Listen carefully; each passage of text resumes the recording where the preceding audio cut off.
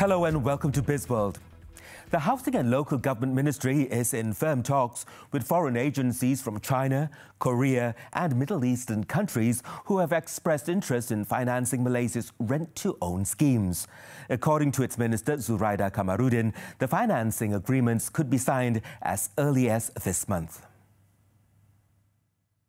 Projects under the new housing policies starts 2019. The first housing project will only be ready in 3 years or 3.5 years' time. Then I will have to see the financing program come in place. So now we are working on the details with them, but somewhere around end of April, the Prime Minister is going to Beijing to attend the One Belt, One Road Forum. Inshallah, I'll be going along with him, and probably I could have identified about 3 to 4 agencies from China themselves to be able to sign MOU with them. Earlier, the minister gave the keynote address at the World Bank Group's conference entitled Constructing and Financing Affordable Housing Across Asia, held for the first time out of America, with delegates coming from 20 different countries. Meanwhile, Zuraida also said a big data system is needed to solve property overhang issues in Malaysia, adding that such a system will be a game changer for the local property industry.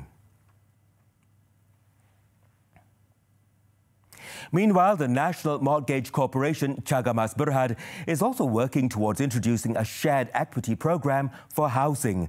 According to its president and chief executive officer, Datuk Chong Chi Leong, Cagamas is currently looking at how to replicate similar programs that had been implemented in the United Kingdom and Australia to fit the Malaysian housing scenario. We are working on the scheme and see what is best. Yeah. But so far, no timeline, nothing yet. No, but we hope to do it, maybe come up at least with the blueprint of the product by this year, at least, I guess. Under the program, Cagamas would provide a 20% deposit from the buyer's side, while the remaining 80% is provided by the bank. There will also be alternative financing, whereby Cagamas will help to guarantee up to 100% of the house price.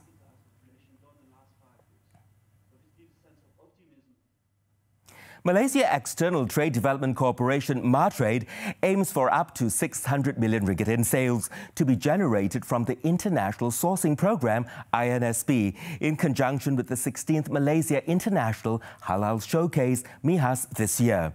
Its Deputy Chief Executive Officer, Muhammad Mustafa Abdul Aziz, said this year the INSP would focus on local small and medium enterprises, SMEs, in the global halal industry. Let's admit that F&B is still the sectors that will be in great demand by the buyers, while we are pushing very hard also some other products. For example, we have 8 components of the segments rather in MIHAS, in the exhibition, and one of the new components rather is the modest fashion. The 15th INSP involved 500 local companies with 200 foreign buyers from 43 countries, including China, India, Saudi Arabia, Indonesia, South Korea, Thailand and Singapore. MATRADE is expected to coordinate over 2,000 meetings between the local and foreign companies. In 2018, INSP generated 602.45 billion ringgit in sales, with a total of over 2,000 business meetings between 428 local exporters and international buyers. Meanwhile, the uncertainties of trade tension between the United States and China does not affect their contribution towards Malaysia's exports. Muhammad Mustafa said, in fact, China will remain the biggest market for Malaysia's exports this year.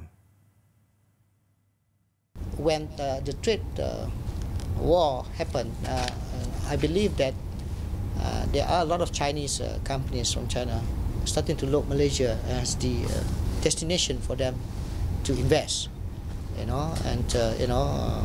explore other markets as well. So China will always be a very important trading partner to us because, as I said, the market is huge. We're talking about 1.2 billion. China recorded 310.46 million ringgit of sales from the INSP last year, which contributed 51.5% to the total sales, followed by India, Poland and Thailand.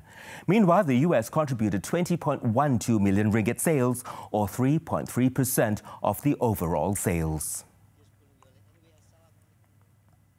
That wraps up Bizworld this time around. I'm Brandon Wong. Thank you for investing your time with us.